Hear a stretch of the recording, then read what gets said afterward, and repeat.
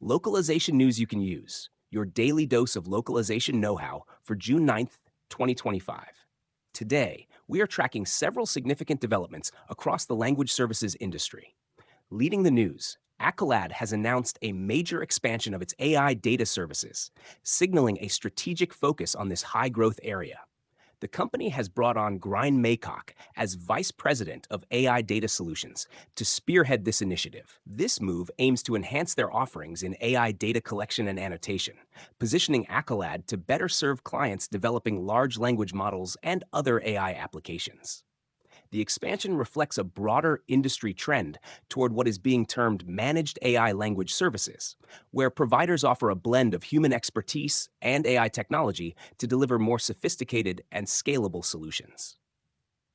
In the United Kingdom, a critical situation is unfolding as court interpreters are preparing for strike action.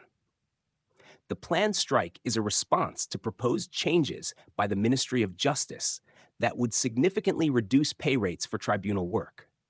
Interpreters argue that the new rates are unsustainable and would compromise the quality of language services within the justice system, potentially impacting access to justice for non-English speakers. This dispute highlights the ongoing tension between budget constraints and the need for fairly compensated, high-quality professional language services in the public sector. Staying on the topic of public services, NHS England has launched a new language services framework. This initiative is designed to standardize the quality of translation and interpreting services across the National Health Service, directly addressing concerns about patient safety. By implementing this framework, the NHS aims to ensure that all patients, regardless of their language, receive clear and accurate communication, which is crucial for effective healthcare delivery. Looking ahead at industry events, the call for papers is now open for SAMVAD 2025. This conference provides a platform for academics and professionals to present research and insights related to the language industry. In a similar vein, TAUS has announced its massively multilingual AI conference, which will take place in Dublin. Jochen Hummel, CEO of TAUS, has noted the importance of such events for fostering collaboration and innovation in the age of generative AI and large language models. On the technology front, there is growing discussion about moving beyond traditional CAT tools. Augustine Risk highlights the emergence of cultural intelligence platforms.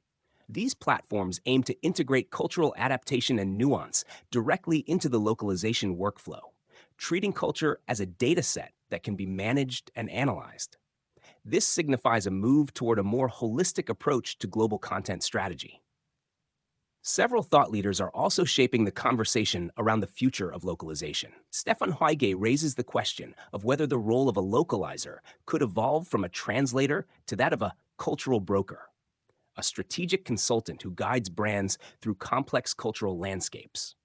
This sentiment is echoed in discussions about language itself, with some experts reminding us that language is not static.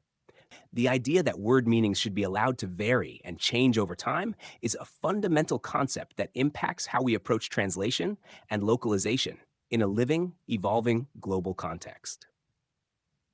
From a business perspective, new analysis from NIMSI is shedding light on Quebec's language regulations.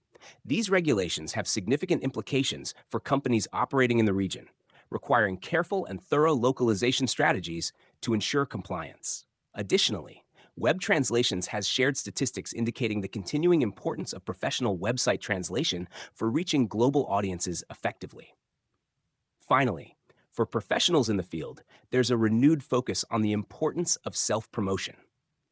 Many in the localization industry may feel uncomfortable with this idea, but developing these skills is increasingly essential for career growth and demonstrating value in a competitive market. Thank you for listening to this episode of Localization News You Can Use, your daily dose of localization know-how.